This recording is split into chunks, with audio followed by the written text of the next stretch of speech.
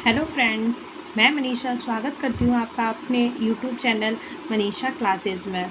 आज मैं लेके आई हूँ आपके लिए वन वर्ड सब्स्टिट्यूशन, जो DSSS कई सारे एग्ज़ामों में पूछे जाते हैं। TET, C TET, super TET, कहीं ना कहीं इंग्लिश में 1 नंबर का क्वेश्चन हर पेपर में आता ही है।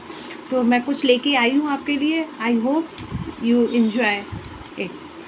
तो पहला हमारा है sentence, the action of looking within और इनटू वन ऑन माइंड।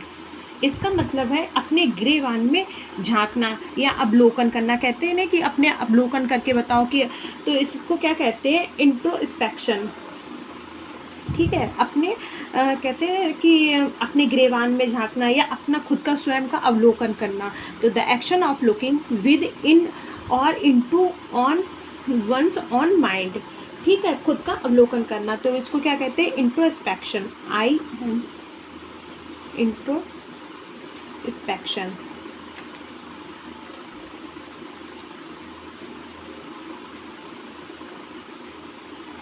ठीक है, इसी से एक मिलता जुलता वर्ड आता है। आपने अगर पढ़ा होगा साइकोलॉजी में, तो एक आता है इंट्रोवर्ट।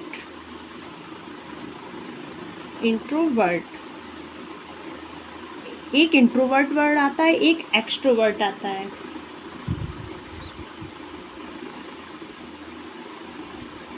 ठीक है, इंट्रोवर्ट का मतलब होता है अंतर्मुखी।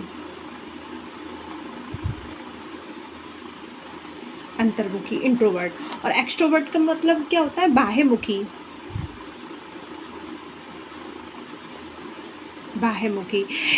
इंट्रोवर्ट वे व्यक्ति होते हैं जो स्वयं में ही खोए रहते हैं। जैसे आपने कभी देखा होगा कि कुछ कवि लोग होते हैं, वो अपने मन में ही सोचते रहते हैं, और जो जिनके अंदर जैसे कुछ सोचना को अपनी बात कभी भी किसी से शेयर नहीं करते, तो वो क्या कहलाते हैं, इंट्रोवर्ट।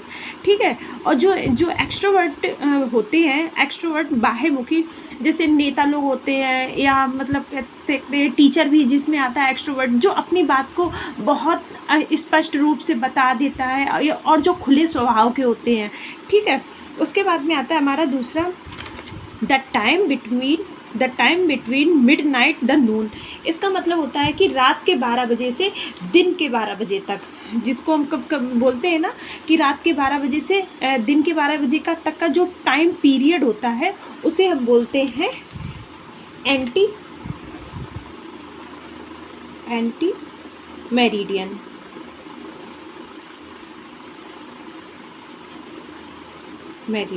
जिसे आप लोग शॉर्ट में नहीं AM और PM बोलते हैं। ठीक है, जो टाइम बिटवीन मिडनाइट द नून। ठीक है, उसके बाद में हमारा तीसरा आता है स्टिल एग्जिटिंग एंड नोन। इसका मतलब क्या होता है, स्टिल, तो इसको क्या बोलते हैं, स्टिल एग्जिटिंग एंड नोन, इसको बोलते हैं एक्सटेंट।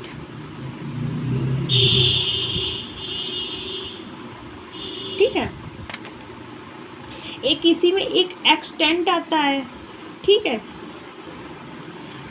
जिसकी स्पेलिंग होता है EXTANT, और एक होता है एक्सटेंट, एक होता है EXTENT। ठीक है, जिसमें ए लगा हो, एक्सटेंट। इसका मतलब क्या होता है, एक्सटेंट मतलब किसी चीज़ को जो जिसमें ए लगा हो, उसका मतलब होता है कि कोई भी चीज़ प्रचलन में है या जो हम पहले से ही जानते हैं, तो उसे बोलते हैं एक्सटेंट। ठीक है, और जिसमें ई लगा होता है, उसका मतलब होता है विस्तार करना। जैसे 1 से लेकर 10 तक गिनती होती है, तो उसमें बढ़ोतरी होती चली जाती है। तो या जैसे हम लोग A+B का होल स्क्वायर पढ़ते हैं, तो जब A+B का स्क्वायर पढ़ते हैं, उसके बाद में हम लोग उसको खोलते हैं, जैसे A+B का कर दिया है, तो इसको हम लोग एक्सटेंड करते रहते हैं, A² + B² + 2AB करके उसको विस्तार कर देते हैं। तो एक्सटेंड का मतलब क्या होता है, विस्तार करना। और EXTANT का मतलब होता है प्रचलन में कोई चीज़ होती है। ठीक है, तो इसका आंसर ये हो गया, एक्सटेंड। उसके बाद में आते हैं फियर ऑफ हाइट। तो इसको क्या बोलते हैं, मतलब जिसको ऊंचाई से डर लगता है। ठीक है, तो उसको क्या बोलते हैं, एक्रोफोबिया।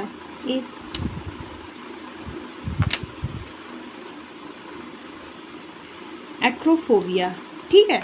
एक एक्रोफोबिया होता है, एक हाइड्रोफोबिया भी होता है। एक हाइड्रोफोबिया होता है, हाइड्रोफोबिया, हाइड्रोफोबिया। हाइड्रोफोबिया में क्या होता है, पानी से डर लगता है। जैसे किसी को बोलते हैं ना कि इसे हाइड्रोफोबिया हो गया, इसे तो बहुत पानी से डर लगता है, ठीक है। एक्रोफोबिया हो गया फियर ऑफ हाइट, हाइड्रोफोबिया हो गया पानी से डर, ठीक है, पानी से डर। और एक और होता है पायरोफोबिया, पायरोफोबिया।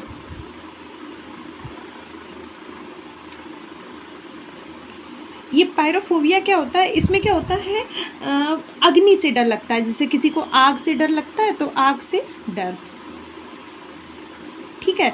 तो फियर ऑफ हाइट, एक्रोफोबिया, जो हाइड्रोफोबिया है वो पानी से डर होता है। एक पायरोफोबिया होता है जिसमें क्या होता है, आग से डर लगता है। उसके बाद में हमारा नेक्स्ट आता है फीलिंग इनसाइड, ठीक है। इसमें नेक्स्ट हमारा आता है feeling inside you which tells you what is right and what is wrong. मतलब हम लोगों को कहते हैं ना कि अपने कुछ लोग मतलब कहते हैं कि क्या सही है क्या गलत है, ठीक है। तो इसको क्या होगा, feeling inside you which tells you what is right and what is wrong, सही गलत के बारे में बताना, ठीक है। तो ये क्या होता है, कॉन्साइंस।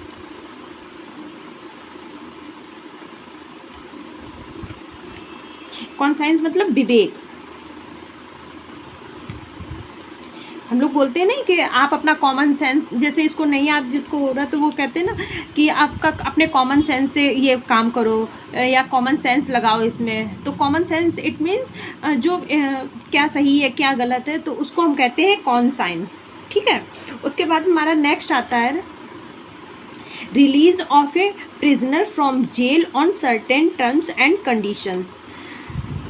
कोई भी कैदी होता है, जब उसको किसी भी कैदी को जेल से किसी टर्म्स और कंडीशन पे जब रिहा किया जाता है तो उसको तब उस व्यक्ति को क्या बोला जाता है, तो उसको बोला जाता है जैसे किसी की मौत हो गई तब उसको टर्म्स और कंडीशन पे रिहा कर दिया जाता है, या किसी की शादी है तो कैदियों को, जैसे कई बड़े बड़े कलाकार वगैरह या जो बॉलीवुड में भी ज़्यादातर होता रहता है, या मतलब कहीं भी जो बड़े बड़े लोग होते हैं उनको टर्म्स और कंडीशन पे जब रिहा किया जाता है तो उसे बोला जाता है पैरोल।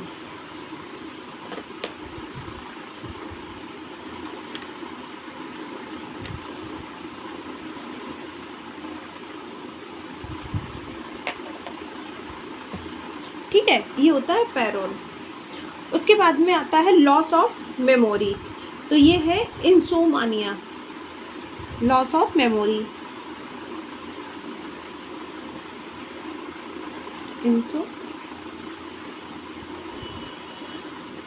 इंसोमनिया, ठीक है। इंसोमनिया मतलब लॉस ऑफ मेमोरी, एक इंसोमनिया। एक इसी में होता है एक एक्स्ट्रा जानकारी, एक होता है पार्डन।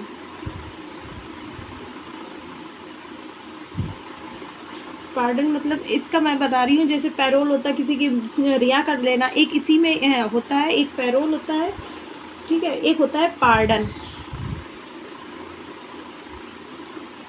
पार्डन मतलब होता है क्षमा करना, क्षमा करना, ठीक है। और एक होता है एक्वेटल,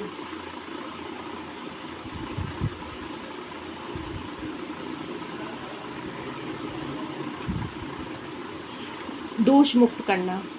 ये पूछी जाती है एक्वेटल, कई सारे एग्जाम्स में पूछी गई है एक्वेटल, इसका मतलब क्या होता है, ठीक है। तो दोष मुक्त करना, जैसे उसमें नहीं बोलते हैं कि आपको बाइज्जत बरी किया जाता है, तो जो भी आपके ऊपर दोष है वो आपको दोष मुक्त किया जाता है, तो उसको बोलते हैं एक्वेटल, ठीक है, दोष मुक्त करना, ठीक है। फियर ऑफ मेमोरी ये आपको बताई दी है, इंसोमानिया,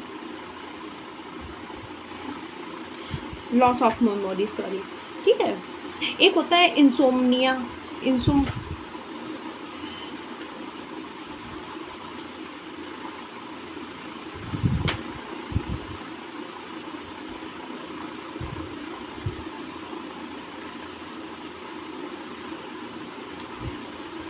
उसके बाद में आता है टू स्ट्रगल हेल्पलेसली, ठीक है, इसमें होता है फ्लॉन्डर।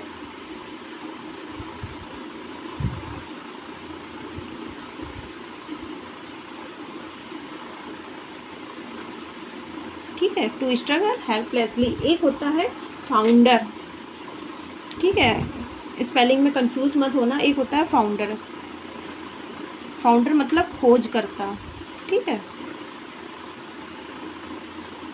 खोज करता है। एक होता है फ्लम्बल,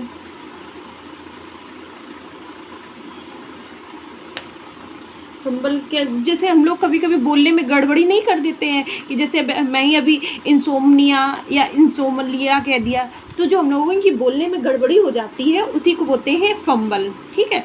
और जो टू स्ट्रगल हेल्पलेसली उसे बोलते हैं फ्लंडर। और एक होता है फाउंडर जिसमें होते हैं खोज करता है, जो खोजता है किसी चीज़ को, ठीक है। उसके बाद में आता है one who tends to take a hopeful view of life, ठीक है, तो ऑप्टिमिस्ट, ऑप्टिमिस्ट, ठीक है।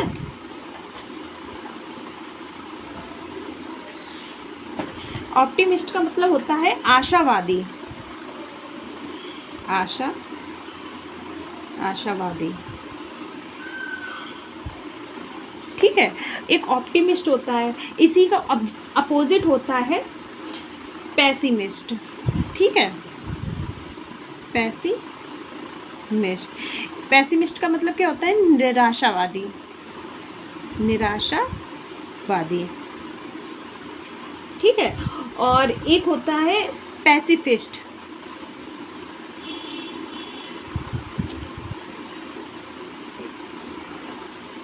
पैसिफिस्ट। पैसिफिस्ट का मतलब होता है शांतिवादी, शांतिवादी। ओके फ्रेंड्स, तो हमने एक वर्ड के दो मतलब और भी समझ लिए। तो उसके बाद में आता है वन हु हेट्स वुमेन, जो औरतों से नफरत करते हैं, ठीक है, तो उनको हम क्या कहते हैं? एक होता है, जैसे मैं आपको रूट वर्ड बता रही हूँ कुछ, जैसे एक आता है फिल, इसका मतलब होता है लव, ठीक है। एक आता है मिस, इसका मतलब आता है हेट। उसके बाद होता है एक गाय, फीमेल। उसके बाद एक एंड्रो आता है, ये मेल से होता है, ठीक है। उसके बाद होता है गैमी, गैमी मतलब मैरिज,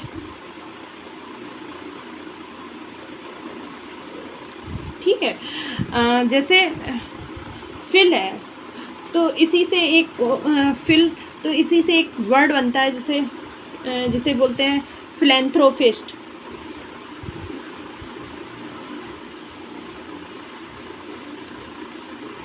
फिलैंथ्रोपिस्ट, ठीक है। जैसे इसमें फिल आ गया। एंथ्रो का हमने आपको मतलब बताया है, ये एंथ्रो मतलब ये रुको, फिल का मतलब मैंने बताया लव, ठीक है। एंथ्रो का मतलब होता है मानव जाति, ठीक है, मानव जाति, जो पूरी मानव जाति से प्यार करता है, तो उसे क्या कहते हैं? फिलैंथ्रोपिस्ट, ठीक है। उसके बाद में आता है इसी का, जैसे मिस का है तो इसमें आ जाएगा मिस,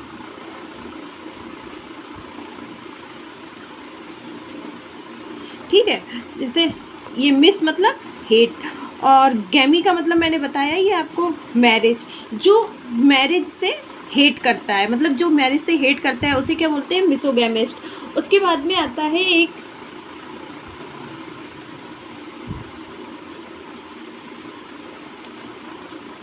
एस्टिक, इसका मतलब होता है सन्यासी, ठीक है। और आपका जो लास्ट वाला आंसर था क्या था? वन हु हेट्स वुमेन, तो आप ये वाला वन हु हेट्स वुमेन, तो इसका आंसर मैंने आपको बता ही दिया है, वन हु हेट्स वुमेन, तो इसे क्या कहते हैं? मीजोगैमिस्ट, ठीक है। ओके, तो थैंक यू फ्रेंड्स, आज के लिए बस इतना ही। हमारे चैनल को लाइक, शेयर और सब्सक्राइब करें। Thank you.